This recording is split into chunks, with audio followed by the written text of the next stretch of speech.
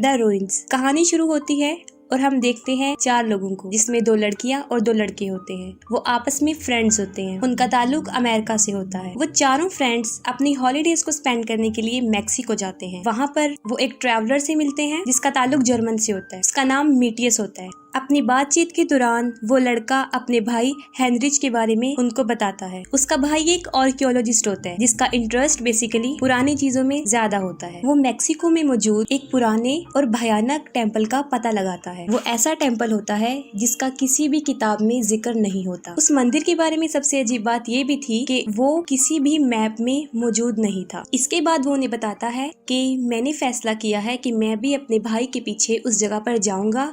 अगर आप लोग भी मेरे साथ जाना चाहते हैं तो आप जा सकते हैं, क्योंकि वो लोग यहाँ पर अपनी छुट्टियां सेलिब्रेट करने आते हैं और उन्हें कुछ नया देखना था। इसलिए वो फैसला करते हैं कि हम भी मीटियस के साथ जाएंगे। वो डिसाइड करते हैं कि हम कल सुबह वहाँ पर जाएंगे। उससे पिछली रात वो अपने होटल में ही गुजारते हैं। वो खतरनाक मंदिर जंगल के बिल्कुल बीच में था। वो मंदिर काफी दूर था। आधा रास्ता गाड़ी पर और आधा पैदल सफर करने का था। जिस गाड़ी को वो सिलेक्ट करते हैं उस जगह पर जाने के लिए, उसका ड्राइवर उनको समझाता है कि आप लोग वहाँ पर मत जाएं, वो काफी खतरनाक जगह है जो कि ठीक नहीं है। उस ड्राइवर को पैसे चाहिए थे, इसलिए वो उनके कहने पर उनको वहाँ पर ड्रॉप कराता है। वो उन्हें उस जगह पर छोड़कर आता है जहाँ से पैदल चलना होता है और कुछ दूर चलने के बाद वो मैप की मदद से एक ऐसी जगह पर पहुँच जाते हैं जिसको झाड़ियों से कवर किया होता है। वो लोग उन झाड़ियों को हटाकर आगे बढ़ने का फैसला करते हैं। उन फ्रेंड्स में से एक लड़की एमी जो कहती है कि मुझे गड़बड़ लग रही है और ऐसा लग रहा है कि किसी ने इस रास्ते को इसलिए ढका है ताकि यहाँ पर कोई ना आ सके और हम लोगों को वापस चले जाना चाहिए। वो लोग उसकी नहीं सुनते क्योंकि वो उस मंदिर को देखना चाहते हैं और सबसे ज्यादा उस मंदिर को देखने की ख्वाहिश जो रखता था वो मीटियस था, क्योंकि उसका भाई भी वहाँ आया होता है। कुछ दूर चलने के बाद उसको अपने भाई की गाड़ी मिलती है। आखिरकार वो अपनी मंजिल यानी उस मंदिर तक पहुँच जाते हैं जो वाकई ही जंगल के बिल्कुल बीच में होता है और उसको चारों तरफ से पौधों से ढका होता है। वो मंदिर के पास अभी जा रहे होते हैं कि कुछ लोग घोड़े पर बैठकर आते हैं। वो उस गाँव के लोग होते हैं। गाँव के लोग उन्हें अपनी जुबान में कुछ कह रहे होते हैं, लेकिन उन सबको गाँव वालों की जुबान समझ नहीं आती और गाँव वालों को भी उन लोगों की समझ नहीं आ रही थी। उसके बाद जैक उनको पैसे देता है, लेकिन वो लोग पैसे लेने से इनकार कर देते। एमी उन लोगों की पिक्चर्स बना रही होती है और वो बनाते बनाते पीछे हटती है और उन पौधों पर चढ़ जाती है जो मंदिर को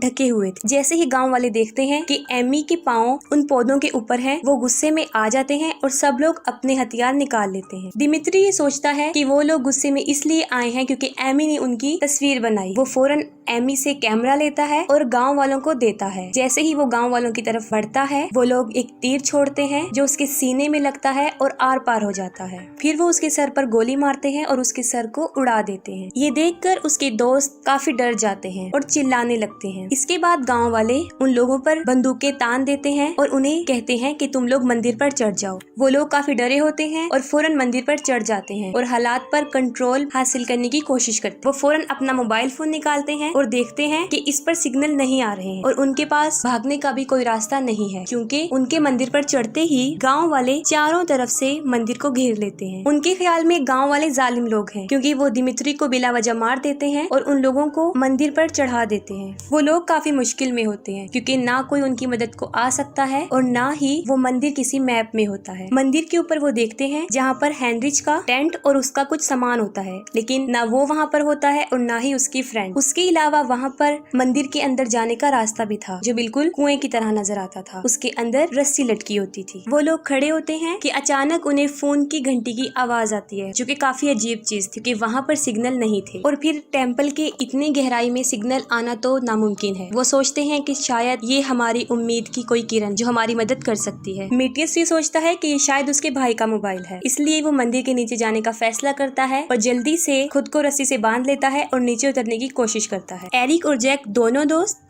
रोलर को कंट्रोल करते हैं, जो कि उस रस्सी की मदद से उसे नीचे जाने में मदद करते। वो दोनों रोलर को घुमाना शुरू करते हैं और रस्सी को चेक भी नहीं करते। रस्सी कमजोर होती है और कुछ दूर जाने के बाद वो टूट जाती। मीटियस काफी बुलंदी से नीचे की तरफ गिर जाता है। इतनी ऊंचाई से गिरने की वजह से उसकी कमर की हड्डियां टूट जाती। हड्डियां टूटने की वजह से वो पैरालाइज हो जाता है। अपने दोस्तों के साथ हुआ जाने वाला ये दूसरा वाकया देखकर वो लोग मजीद डर जाते। उसके बाद वो फैसला करते हैं कि दोनों लड़कियों में से एक लड़की मंदिर के अंदर नीचे जाएगी क्योंकि लड़कियां इतनी मजबूत नहीं हैं जो उस रोलर को संभाल सके। उनमें से स्टेसी जो नीचे जाना तो नहीं चाहती लेकिन फिर भी वो जाने के लिए राजी हो जाती और रस्सी से उसको बांधते हैं ताकि वो नीचे जा सके। क्योंकि कुछ रस्सी उनके पास पहले टूट चुकी होती है इसलिए वो रस्सी भी उनके पास थोड़ी होती है और जैसे ही थोड़ा सा रास्ता रह जाता है क्योंकि ऊंचाई ज्यादा नहीं होती तो स्टेसी फौरन वहाँ से कूद जाती है जिससे उसका घुटना काफी जख्मी हो जाता है। नीचे पहुँचते ही वो देखती है कि काफी अंधेरा है। उसके बाद वो मेटियस को चेक करती है कि उसकी हड्डियां टूट चुकी हैं। वो फौरन जैक को बताती है कि जैक मेडिकल स्टूडेंट होता है क्योंकि वो मेडिकल के बारे में थोड़ा बहुत जानता था। वो फैसला करता है कि हम एक स्ट्रेचर बनाएंगे। आसपास देखता है और वहाँ पर जितनी भी चीजें मौजूद होती हैं उनसे स्ट्रेचर बनाता है। स्ट्रेचर बनाने के बाद वो एमी को भी स्ट्रेचर की मदद से नीचे भेजते हैं ताकि वो दोनों लड़कियां मिलकर मेटियस को ऊपर ला सके। इसके बाद वो दोनों लड़कियां मेटियस को स्ट्रेचर पर डालने की कोशिश करती हैं और जैसे ही वो उसको स्ट्रेचर पर डाल रही होती है मेटियस की कमर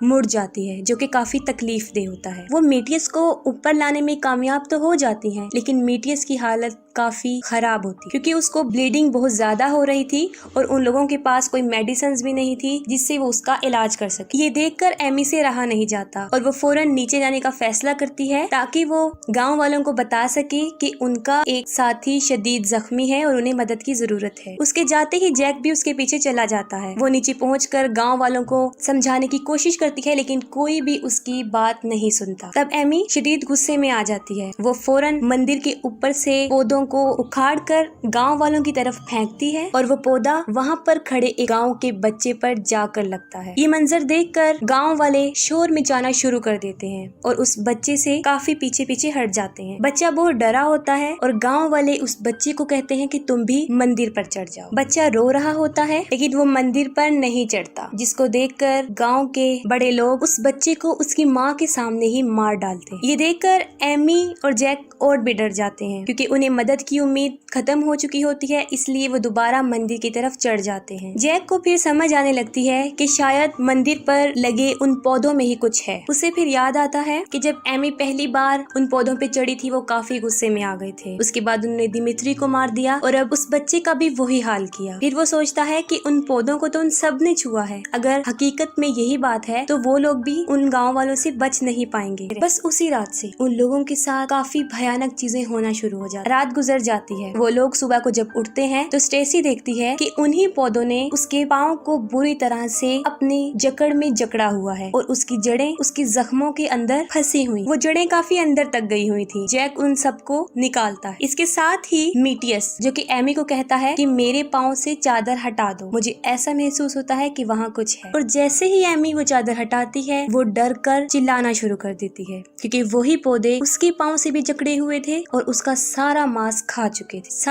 खा चुके थे और उसकी हड्डियां नजर आना शुरू हो गई थी। काफी भयानक मंजर। जैक उन पौधों को भी हटा देता है जिससे मेटियस की हालत और भी खराब हो जाती। उसके बाद एक बार फिर मंदिर से मोबाइल फोन बजने की आवाज आती है। उनके पास कोई रास्ता नहीं होता इसलिए जैक दोबारा फैसला करता है कि वो लड़कियों को नीचे भेजेगा ताकि वो मोबाइल लाए और अपने लिए कोई मदद बुला सके और इस दोज़ख जैसी जिंदगी से वो निकल जाए। वो दोनों लड़कियां दोबारा मंदिर के नीचे जाती हैं और वो देखती हैं वही फूल और पौधे बिल्कुल ताजा होते हैं। ये देखने के बाद उन्हें अंदाजा हो जाता है कि ये पौधे आम पौधे नहीं हैं क्योंकि अंधेरे में पौधे नहीं उग सकते। उन पौधों के पास ही उन्हें एक लड़की की लाश नजर आती है और वो फोन जो बज रहा होता है उस लड़की के हाथ में होता है। वो मोबाइल उस लड़की से ले लेती हैं और जब मोबाइल की तरफ देखती हैं तो काफी हैरान रह जाती क्योंकि वो मोबाइल बिल्कुल टूटा हुआ था। फिर वो सोचती हैं ये मोबाइल टूटा हुआ है तो फिर फोन की बेल कहाँ से आ रही। उन्हें फिर दोबारा फोन की बेल सुनाई देती है और वो कोई और नहीं बल्कि वो पौधे ही थे जो फोन की तरह बज रहे थे और वाइब्रेट हो रहे थे। इतना भयानक मंजर। उससे भी ज्यादा वो जब वो पौधे उनकी तरफ हमला करने के लिए बढ़ते हैं। वो दोनों रस्सी की तरफ भागती हैं। जैक और एरिक उनको ऊपर की तरफ खींच ले। ऊपर आने के बाद लड़कियां उनको बताती हैं कि नीचे कोई मोबाइल फोन नहीं है बल्कि ये पौधे ही हैं जो उस मोबाइल फोन की तरह बज रहे हैं और काफी खतरनाक है। उन्होंने हमें उन्हें मारने की भी कोशिश की और उनकी हालत अब काफी बदतर थी। इसके बाद जैक डिसाइड करता है कि वो मेटियस के पाँव काट देगा क्योंकि उन्हें किसी खतरनाक वायरस के फैलने का खतरा होता है और वो उन्हें बताता है कि अगर हमने ऐसा ना किया तो जल्द ही मेटियस अपनी जिंदगी से हाथ धो बैठे। कोई भी उसके इस फैसले पर राजी नहीं होता, लेकिन जैक उसको बताता है कि हमें ऐसा करना है क्योंकि ये जरूरी है। जैक और एरिक दोनों ये काम करते हैं। सबसे पहले वो पत्थर लेते हैं और उसको सारी हड्डियों को तोड़ देते हैं। उसके बाद एक छोटी सी छुरी लेते हैं और उसकी सारी वेन्स को काट देते। साथ ही उन्होंने एक पैन गर्म होने के लिए रखा होता है, वो उसको उठाते हैं और उस पैन से उसके जख्म बंद कर देते। ये काफी तकलीफ दे मंजर था और साथ मेटियस भी तकलीफ की वजह से चिल्ला रहा था। इतना भयानक मंजर और अपने जिस्म को कटते देखना किसी जुल्म से कम नहीं हो सकता। इतनी मुश्किल झेलने के बाद फिर भी मेटियस बच जाता है, लेकिन अब उसकी हालत और ज्यादा खतरनाक हो जाती है। उसकी ये सारी चीखें गांव वाले सुन रहे होते हैं, लेकिन उन्हें इसकी जरा भी फिक्र नहीं थी। मेटियस के जिस्म के कटे हुए वो पार्ट्स उनकी आंखों के सामने वो पौधे अपने साथ ले जाते। उसके बाद स्टेसी दर्द से चीखती चिल्लाती है। वो कहती है कि मैं ऐसा महसूस करती हूँ कि ये सारी खतरनाक चीजें मेरे अंदर हैं। वो छुरी लेती है और उन्हें दिखाने की कोशिश करे, जिस पर उसके सारे दोस्त उसे ऐसा करने के लिए मना करते हैं। उसके बाद स्टेसी जब सुबह को उठती है तो वो देखती है कि उसके जिस्म में उन पौधों की जड़ें साफ दिखाई दे रही। ऐसा लग रहा था कि कोई छोटे छोटे सांप हैं जो उसके जिस्म में है, उसकी कमर में और उसकी टांग पर। पहले तो जैक उसकी कमर में नजर आने वाली जड़ों को छुरी की मदद से निकालता है। उसके बाद उसकी टांग में नजर आने वाली जड़ों को वो निकालता है। इसके बाद मेटियस मर जाता है और वो पौधे उसकी लाश को भी अपने साथ ले जाते। स्टेसी को इतना काटने के बाद वो फिर भी कहती है कि उसकी कुछ जड़ें अभी भी उसके जिस्म में मौजूद और तुम उनको भी निकाल दो, लेकिन वो लोग ऐसा नहीं करते क्योंकि ऐसा करने से स्टेसी की मौत वाक़या हो सकती। वो काफी रिक्वेस्ट करती है लेकिन वो लोग मना कर देते। उसके बाद वो पानी पीती है और उसके माथे पर उन पौधों की जड़ें साफ नजर आती हैं, लेकिन उसके दोस्त उसे इग्नोर कर देते। स्टेसी को सुकून नहीं आ रहा था। सब लोगों के सो जाने के बाद वो बाहर आती है और अपने ही आप को काटना शुरू कर दे क्योंकि उसके जिस्म में मौजूद होने वाली चीजें काफी तकलीफ दे रही थी। उसके लोग जब उठते हैं उसको देखकर उसके दोस्त बुरी तरह डर जाते क्योंकि वो अपने आप को बहुत ज्यादा काट चुकी थी, अपनी कमर को,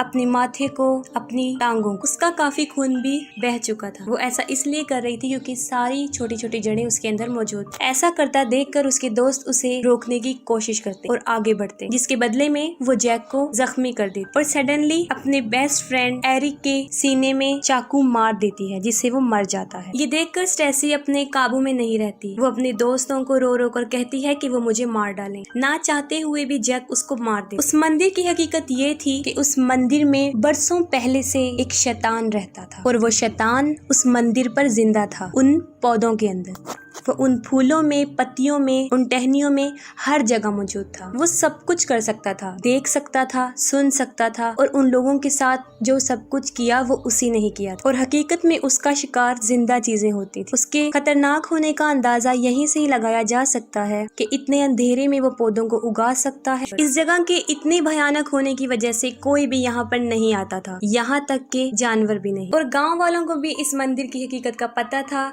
ये पैरासाइट है और जिंदा इंसानों को मारकर ताकत हासिल करते। और यही वजह थी कि वो चाहते थे कि कोई इंसान यहाँ ना आए, क्योंकि जो यहाँ आया वो बच के नहीं गया और जो उन पौधों को टच कर लेगा उसकी तो यकीनी मौत होती। ये आदमखोर पौधे। अब टेम्पल पर सिर्फ 2 लोग ही जिंदा थे, एमी और जैक। उन लोगों के पास एक रास्ता तो ये था कि वो अपने बाकी दोस्तों की तरह यहाँ मर जाए या फिर वहाँ से अपनी जान बचाकर भाग जाए। इसके बाद जैक एमी की सारी बॉडी पर खून लगाता है और उसे नीचे लेकर आता है और ऐसे शो करवाता है कि जैसे वो मर गई है। एमी को जमीन पर रखने के बाद वो गांव वालों को अपनी बातों में उलझाने की कोशिश करता है और उनका ध्यान अपनी तरफ लगाता है। इसके बाद एमी के भागने के लिए रास्ता साफ था। वो फौरन चिल्लाता है और एमी को कहता है कि वो वहाँ से भाग जाए। एमी फौरन वहाँ से भाग जाता और जैक, जिसको गांव वाले मार, एमी अपनी जान बचाकर किसी तरह अपनी गाड़ी तक पहुँच जाती और गाड़ी को स्टार्ट करके फौरन वहाँ से भगा और काफी दूर निकल आती है। काफी दूर आ जाने के बाद ऐसा लग रहा था कि एमी बच गई है, लेकिन कुछ देर बाद वही पौधों की जड़ें उसके भी माथे पर नजर आना शुरू हो गई थी, जिससे साफ जाहिर था कि वो खतरनाक पौधे, उसकी भयानक चीजें अब इस दुनिया में भी आ चुकी। यहाँ पर मूवी द रूइंस एंड हो जाती है। अगर आपको मूवी की एक्सप्लेनेशन अच्छी लगी हो तो काइंडली अपना फीडबैक कमेंट सेक्शन में लाजमी बताइएगा। Thank you.